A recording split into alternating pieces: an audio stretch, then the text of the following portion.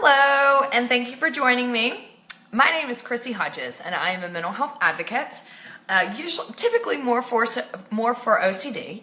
I'm a peer support specialist, and I do consulting to help people find the right therapist for OCD and other resources, which I'll tell you about here in a little bit. Super excited. Today I want to talk about my favorite topic ever, which is Pure OCD. And there's a couple things I wanted to talk about in regards to Pure OCD. First of all, what is it? People don't really understand it. They don't know what it is, why it's called that. Is it really OCD, this and that? So here's the deal. Pure OCD is OCD. It's just a branch that we talk about and as a way of being able to bring a community together of people who have the same themes of OCD. So it shouldn't be confused with Pure O is different than OCD. Absolutely not. OCD is a medical condition and Pure O is no different. It's just, as Dr. Stephen Phillipson put it, if you've seen my video with him, it's just a nickname. The reason why is because when Dr. Phillipson is actually the one that coined the term Pure O. So he was working with a lot of patients that had similar types of obsessions. And the defining characteristic of Pure O is going to be that you do mental compulsions. So people who have this type of OCD, they could be sitting in your presence for 8 hours at work and be doing compulsions like you would not believe and you would never know it. It is going around and I perfected the ability to be compulsing is that a word? I think it is. Compulsing all over the place and nobody ever knew. In fact, for 12 years, no one knew.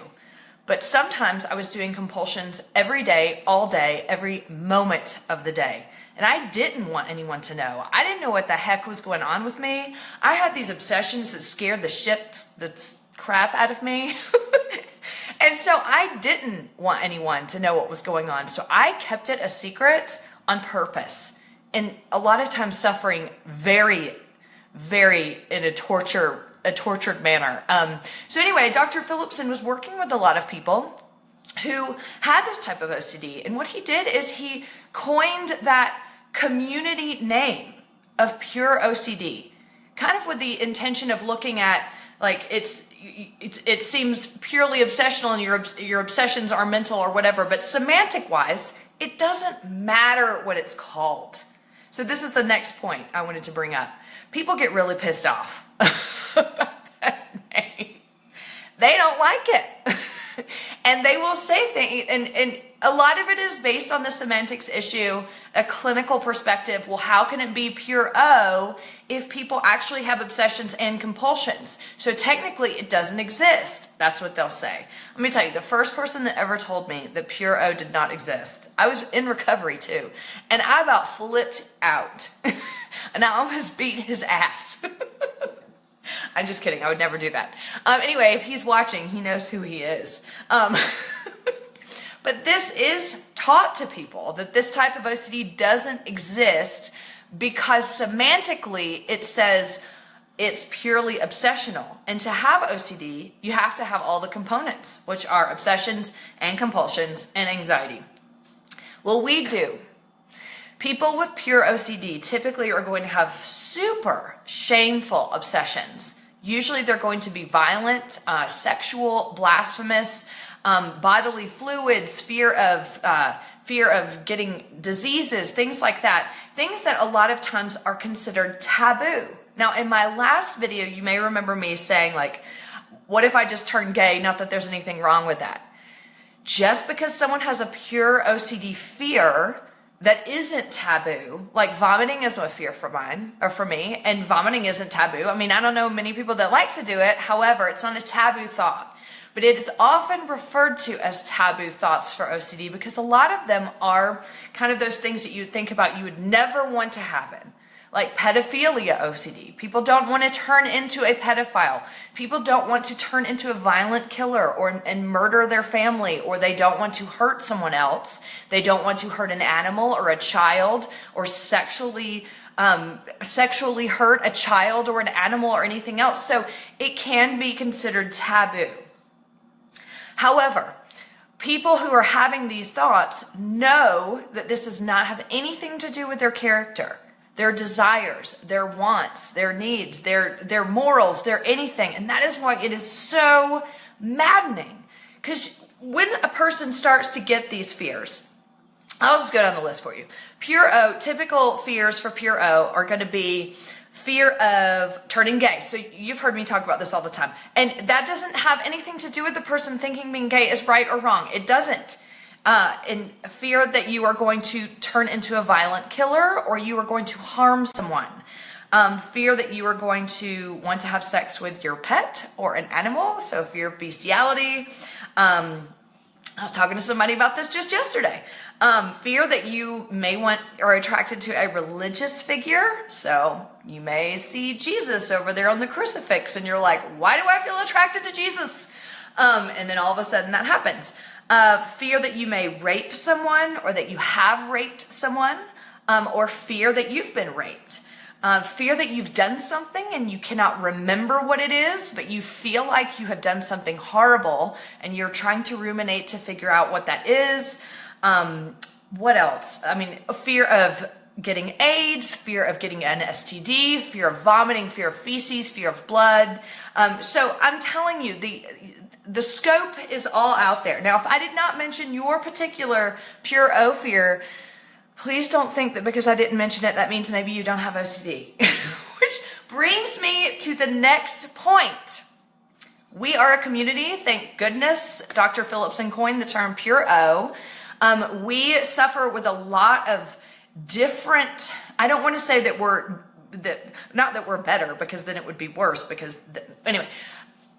We have a lot of different challenges when it comes to having OCD than people that may have some outward compulsions. Just to name a few, the shame. I mean, shame is prevalent with any mental illness, with any type of mental illness. The shame that people experience with Pure OCD is, I mean, it is, the magnitude of it is huge. The reason why is because you're not only having to learn how to deal with this mental illness and all the shame and stigma that goes along with that, you're also having these horrible, wretched thoughts that you hate and you can't stop them. And it seems like an attack on your intellect. You sit here and go, I am a smart person. I'm educated. It feels like I have all my crap together, but I can't stop thinking about this. And I know it's not real, but I still can't stop. I like to always refer to it like being in the spin cycle. So you're going around in a cycle and you're thinking this and you're thinking that, and then you come up for air and you go, this doesn't make sense. This doesn't align with who I am or who I want. And then you get the groinal syndrome. And there you go, right back into the cycle. Or something happens to pull you back in. That creates this shame that is unimaginable because it attacks who you believe you are and who you think you should be or how smart you are or whatever. But I'm here to tell you, a lot of people that have OCD are extremely intelligent. Having OCD has nothing to do with whether you're smart or stupid or you can't figure it out on your own. You cannot outthink OCD unless you are trained through therapy to be able to manage the thoughts in a way of the strategic, not reacting to the anxiety, not reacting to the thoughts, letting it be there, which we train ourselves with this type of OCD that, nope, we're going to run the other direction or we're going to do this and make it feel temporary relief. It just doesn't work. You cannot sustain it without the right treatment. Other things that come out when you have Pure OCD is you're just so scared to tell people. Not that anybody really wants to come out and be like, look, I have OCD. Look, because we're all feeling shame. But with this type of OCD, there's just this added layer of, what if my spouse later down the line, I tell them that I had the fear that I was going to turn gay and they're worried that I'm in the closet. Or if you have the fear that you're going to turn into a pedophile and you tell your spouse and then you're worried that they think, well, what if she really is or he really is a pedophile? That is it's this horrible fear that you worry that people aren't going to believe this is a real illness. And the other part of that is we don't have outward compulsions. So the severity that we have this illness when we are involved in symptoms, it is unrecognizable a lot of the time. So people may think, well, you know, Chrissy, she has OCD, she wasn't feeling well today, but she got all her work done and then she went for a run. You know, and all the while I could be like this in my head going, you know, did I almost try to kill someone with my car this morning? And I'm listening to you, but I'm not really listening because I'm just worried that there might be blood on my car or something because I killed somebody. You know, so we don't have that outward ability to show you how horrible these compulsions are and how much time they are, how exhausting they are. Not that I want them and not that not that we're any different than anyone else. It's just this is an added challenge for us. And we may be mistaken that the severity of the type of OCD that we have is not as severe. We aren't suffering as much. And that is simply not true. By the time I attempted suicide, I'd been living with Pure OCD for 12 years in silence. By the time I attempted suicide, every day was consumed. Every night was consumed. All of my dreams were consumed. I would wake up and the anxiety would punch me in the face. And so I'm not only battling OCD, all the compulsions, all the shame, but I'm also having to put on a facade so nobody knows that I'm dealing with this and they all think everybody's okay. So these are just a couple of the added things that come along with having Pure OCD. The great thing is Pure OCD can be treated just like OCD because it is OCD.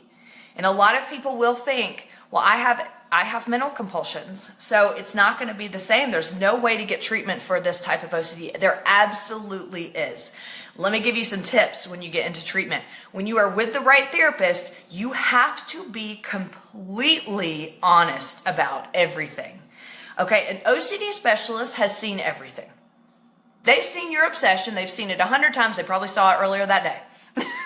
Nothing that you can say is going to shock them or make them think, I can't work with her or whatever. Well, I don't know that. But they're not going to be shocked by your story. Okay? They've seen it before. And if they haven't seen it before, they're still going to know how to treat it. So be as honest as you possibly can, even if you are terrified of embarrassment. Because the more they know about what you've experienced, the more they can apply that to the treatment, and the more likely you're going to be able to move forward in treatment faster. And I'm going to tell you something. It was the hardest thing to do, to be honest with my therapist. I mean, luckily I did phone sessions back in 1998, and I didn't have to see his face. You know, so I didn't have that shame of having to look someone in the face and tell them my deepest, darkest secrets that I had had for years and worried that they were going to judge me. But he wasn't shocked in the least bit. He was like, oh yeah, okay. Anyway, and then he's all like, do you have the groinal? And I was like, oh my God. And so like, they just know. And yes, Allison Dotson, that is a framed banana in the background. So I hope that's not triggering any of you with sexual sessions. Okay, so anyway, I want to wrap up. Treatment works, y'all. And that treatment is called exposure response prevention. Now, you can get a lot of supplementary treatments that can also help on your journey, like dialectical behavioral therapy, like mindfulness, like acceptance commitment therapy, which is ACT. But please get exposure response prevention therapy. It is also part of cognitive behavioral therapy. If your therapist is not doing ERP, they do not know how to treat OCD. You are wasting your time, you are wasting your money, and your symptoms may get worse. So you think to yourself, well, how in the heck am I going to find somebody that does ERP, because there's nobody in my area, there's this, there's that, I live in a different country, what am I going to do? Well, here we are, shameless promotion. I just launched my website for the business that I do. www.treatmentforocd.com. What I can do as someone who had lived experience and also in the community of individuals with OCD, I can do a consultation for you for referrals and resources to find a therapist that, if they are not in your area, We can get somebody that can do teletherapy. Teletherapy, as Dr. Stephen Phillipson said in a previous interview, teletherapy works just as good, if not more, because by the time people are ready to do Skype, they're ready to do the work. Also, I can do a peer support session for you as well. This is where I use my own lived experience to support what you're going through. Sometimes it just helps to know that you're not alone. And you've got all those questions going on. Y'all know what I'm talking about. What if I don't have OCD and I'm really just a monster? What if I don't have OCD and I go to therapy and it just proves that I don't have it? And what if the therapist really does think I'm in the closet? Or what if the therapist really thinks I'm a pedophile or a violent killer or whatever? And then there's, what if the therapy works for everybody but me? All of these questions, we all experience them. What I can do is use my lived experience to help you navigate some of those questions, to help you navigate the emotional turmoil that comes along with having OCD, and point you in the right direction with resources and referrals so you can get on the way to recovery. Because let me tell you something. We are lucky because OCD has effective treatment, and you can live successfully with OCD, and you can have intrusive thoughts, and you can go about your day and you can learn to manage them. Another shameless promotion, if you do have pure OCD, get this book. It is so awesome because it's by Chrissy Hodges. It is the memoir about my journey with homosexual OCD, emetophobia, which is the fear of vomiting, and scrupulosity, where religion becomes intertwined with OCD. And let me tell you something, that is no fun. Anyway, you can find it on Amazon.com, booklocker.com, or BarnesandNobles.com. Anyway, I'm sorry if this turned into a whole promotion of myself, but it is, and I'm super excited to launch my first business, or my business. I've been working with clients for a while, and it's been so successful, and I love it. So visit the website, tell me what you think, and just so you know, recovery is possible for anyone. You are not alone. It may feel like you are, but trust me, we're all out there rooting for you, and we want you to be in recovery from OCD as well. Thank you, and I will see you next time. Bye.